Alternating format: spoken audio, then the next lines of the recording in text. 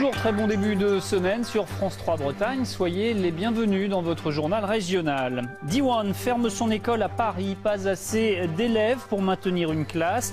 Une décision qui passe mal auprès des fondateurs de D1 Paris.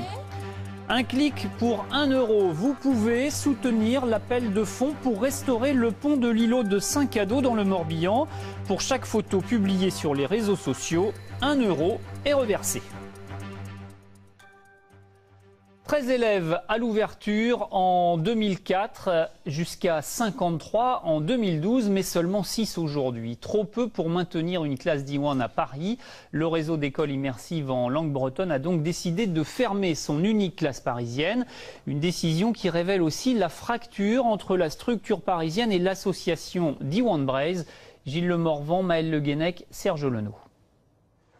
Elle avait ouvert en 2004 à 2 pas de Montparnasse avec 15 élèves. L'école D1 de Paris a donc fermé ses portes vendredi. Trop peu d'inscrits depuis la rentrée. 3 enfants début septembre, 6 ces derniers jours. Insuffisant pour conserver le poste d'enseignant, a dit le conseil d'administration. L'école n'était plus viable. C'est une décision qu'a pris le CA de D1 Braise de façon unilatérale, contre la volonté des parents à Paris. Elle est fermée et ce matin, lundi, nos petits élèves ont dû prendre le chemin d'école normale. Claude Nadeau, que l'on vient d'entendre, est aussi la fondatrice de l'école et elle reproche donc à l'association D1 Braise d'avoir programmé la fermeture en ne nommant l'enseignant que la veille de la rentrée.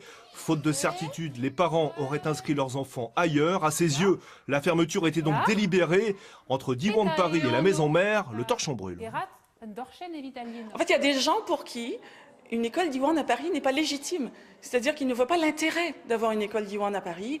Soit on veut qu'il y en ait une et on fait ce qu'il faut pour qu'il y en ait une, quitte à ce que parfois on n'applique pas les mêmes règles parce que ce n'est pas le même contexte et qu'on gère les choses différemment, de façon peut-être décentralisée, puisqu'il faut faire aux autres ce qu'on veut bien que les autres nous fassent. Donc soit on en veut une, soit on n'en veut pas une.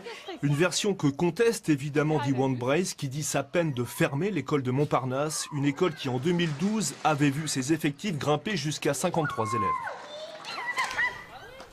La colère